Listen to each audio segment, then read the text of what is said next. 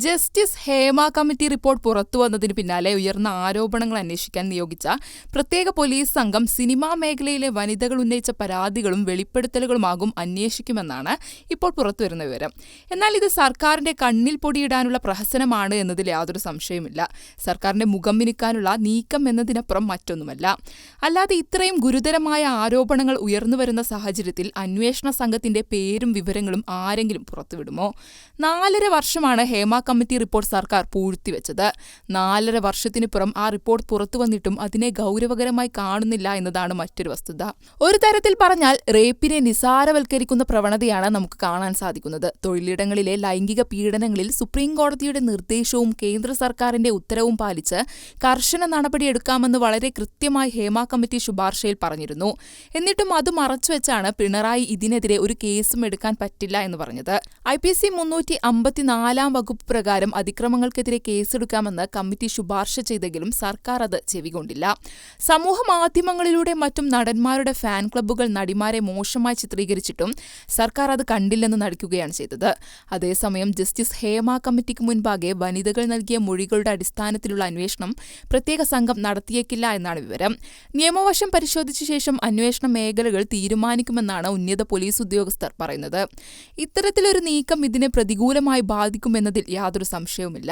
ഇപ്പോൾ മാധ്യമങ്ങൾക്ക് മുന്നിൽ ധൈര്യത്തോടെ തനിക്ക് സംഭവിച്ചത് തുറന്നു പറയുന്ന സർവൈവേഴ്സിനെ ഇത് ബാധിക്കുക തന്നെ ചെയ്യും. സിനിമാ മേഖലക്കുള്ളിൽ നടക്കുന്ന നീചകൃത്യങ്ങൾ പുറം ലോകമറിയാതെ ഉള്ളിൽ തന്നെ കിടക്കാൻ ഇത് ഇടയാക്കാനുള്ള സാഹചര്യവുമുണ്ട്.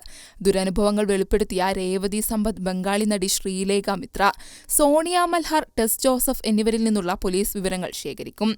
പറയാനുള്ളത് പറഞ്ഞെന്നും കേസിനില്ലെന്നുമാണ് ശ്രീലേഖ മിത്രയുടെ നിലപാട്. ആരോപണം ഉന്നയിച്ചവരിൽ എത്ര പേർ പോലീസിന് മുന്നിൽ മൊഴി നൽകുമെന്നതും പ്രധാനമാണ്. തെളിവുകളുണ്ടെങ്കിലും അതും കൈമാറേണ്ടതുണ്ട്. അതേസമയം ആരോപണം ഉന്നയിച്ചവരുടെ സഹകരണമില്ലാതെ അന്വേഷണം സുഗമമായി മുന്നോട്ടു പോകില്ലെന്ന് പോലീസ് ഉദ്യോഗസ്ഥർ പറയുന്നു. സംഘത്തിലെ ഉദ്യോഗസ്ഥർ വിവിധയിടങ്ങളിലാണ്. എത്രയും വേഗം യോഗം ചേർന്ന് അന്വേഷണത്തിന്റെ കാര്യത്തിൽ തീരുമാനമെടുക്കുമെന്ന് ഉദ്യോഗസ്ഥർ പറഞ്ഞു. ജസ്റ്റിസ് ഹേമയ്ക്ക് മുന്നിൽ നിരവധി സ്ത്രീകൾ മൊഴികൾ നൽകിയിട്ടുണ്ട്. രഹസ്യ സ്വഭാവം പാലിക്കാൻ ഇവരുടെ പേരുകൾ ഒഴിവാക്കി മൊഴികൾ മാത്രമാണ് സർക്കാരിന് നൽകിയത്. അതിനാൽ മൊഴികൾ നൽകിയവരുടെ പേരുകൾ കമ്മിറ്റി വെളിപ്പെടുത്തിയിട്ടില്ല. കമ്മിറ്റിയുടെ പൂർണ്ണമായ റിപ്പോർട്ട് ഹൈക്കോടതി ആവശ്യപ്പെട്ടിട്ടുണ്ട്. കോടതി നിർദ്ദേശവും അന്വേഷണത്തിൽ നിർണായകമാകും. പുതുതായി ആരെങ്കിലും വെളിപ്പെടുത്തൽ നടത്തിയാൽ അതേക്കുറിച്ചും അന്വേഷിക്കും. ലൈംഗിക ഉദ്ദേശത്തോടെയുള്ള പെരുമാറ്റം, പീഡനം, ലൈംഗിക അതിക്രമം, ലൈംഗിക ചുവയുള്ള സംഭാഷണം തുടങ്ങി ഗുരുതര സ്വഭാവമുള്ള കുറ്റകൃത്യങ്ങൾ സംശയിക്കാവുന്ന വിവരങ്ങളാണ് പുറത്തുവരുന്നത്. ഗുരുതരമായ കുറ്റകൃത്യങ്ങൾ പരാതിപ്പെടാൻ സമയപരിധി ബാധകമല്ല.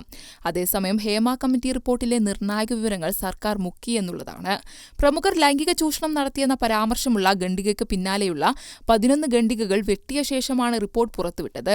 വിവരാവകാശ കമ്മീഷൻ ഒഴിവാക്കണമെന്ന് ആവശ്യപ്പെട്ടിരുന്ന 32 ഖണ്ഡികകളിൽ ഈ ഭാഗം ഉൾപ്പെടുന്നില്ല. ഒഴിവാക്കുന്ന ഭാഗങ്ങൾ വിവരാവകാശ അപേക്ഷകരെ അറിയിക്കണമെന്ന നിർദ്ദേശവും സാംസ്കാരിക വകുപ്പ് ലംഘിച്ചു. ആകെ 113 ഖണ്ഡികകളാണ് മുൻകൂട്ടി അറിയിച്ച് ഒഴിവാക്കിയതെന്നാണ് വിവരം.